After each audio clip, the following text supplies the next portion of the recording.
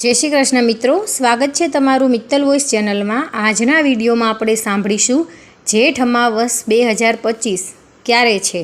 जेठ अमावस 2025 24 के 25 जून।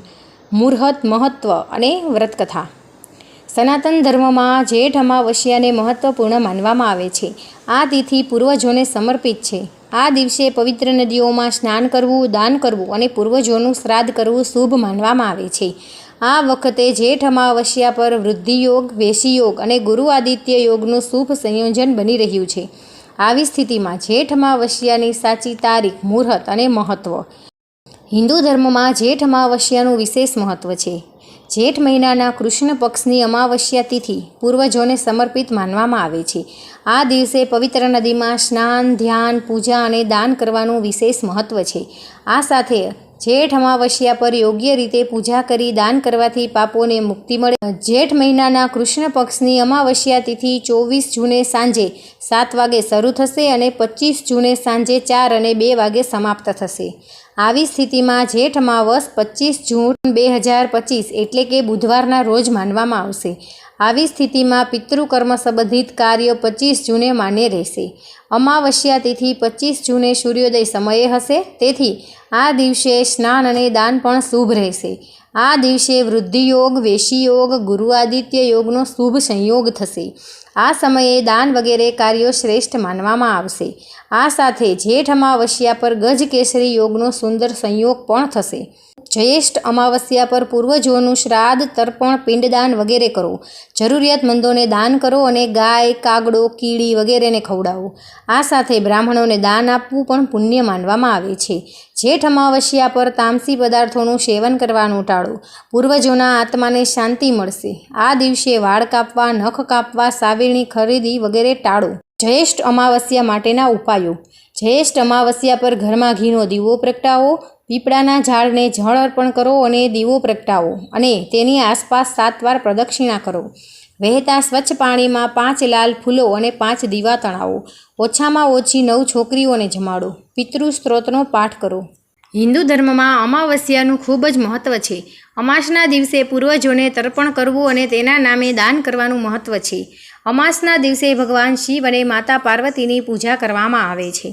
आ दिवसे अमावस्या व्रत कथा सांभळी पण शुभ मानवामां आवे छे। तो चालो सांभळीए अमावस्या व्रत कथा। आ दिवसे पीपळाना वृक्षनी पूजा करवामां आवे। धार्मिक मान्यता अनुसार पीपळामां वृक्षमां देवताओनो वास होय छे, तेथी आ दिवसे पीपळाना वृक्षने पाणी चढ़ाववाथी बधी मनोकामना पूर्ण थाय छे। एवुं कहेवाय छे के अमावस्यानुं व्रतकथानुं विशेष महत्व छे। तो चालो सांभळीए अमावस्या व्रतकथा। दंतकथा अनुसार एक गरीब ब्राह्मण एक राज्य में रहे छे। पैसाना अभावे तेनी पुत्रीना लग्न थई रह्या न हता। गरीबीथी परेशान थई एक दिवस ब्राह्मण दंपतीए एक साधु पासे उकेल मांग्यो। त्यारे साधुए कह्युं के नजीकना गाममां एक धोबी छे जे तेना पुत्र अने पुत्रवधू साथे रहे छे। जो तमारी पुत्री ते धोबीनी सेवा करे तो धोबी खुश थशे अने तेना मांगमां सिंदूर आपशे, जेना कारणे छोकरीनुं लग्न नक्की थशे। आ सांभळीने छोकरी धोबीना घरे गई अने बधुं काम करवा लागी। धोबी अने तेनी पुत्रवधूने आ वातनी खबर पड़ी। एक दिवस धोबीए तेनी पुत्रवधूने कह्युं के ते आटલું બધું કામ આટલી ઝડપથી કેવી રીતે કરી શકે। પુત્રવધુએ કહ્યું, મને લાગ્યું કે આ બધું કામ તમે જ કરી રહ્યા છો। ધોબી ચોંકી ગઈ અને નજર રાખવા લાગી। જ્યારે ધોબી સવારે ઉઠી ત્યારે તેને એક છોકરીને શાંતિથી તેના ઘરનું કામ કરતી જોઈ। ઘણા દિવસો સુધી આ ચાલ્યું। એક દિવસ ધોબીએ છોકરીને કારણ પૂછ્યું। છોકરીએ ધોબીને સાધુએ જે કહ્યું હતું તે બધું કહ્યું। તેની વાત સાંભળી। ધોબીએ તેની માંગમાંથી સિંદૂર આપ્યું અને તે જ સમયે ધોબીનો પતિ મૃત્યુ પામ્યો। આનાથી દુઃખી થઈને છોકરી ઘરની બહાર નીકળી ગઈ અને પીપળાના ઝાડ પાસે પહોંચી અને 108 ઈંટોના ટુકડા લીધા અને 108 વાર ઝાડની પ્રદક્ષિણા કર્યા પછી એક એક ટુકડો તે ફેંકવા લાગી। આમ કરવાથી ધોબીનો પતિ પાછો જીવિત થઈ ગયો। પીપળાના ઝાડની પ્રદક્ષિણા કરવાથી છોકરીને શુભ ફળ મળ્યા।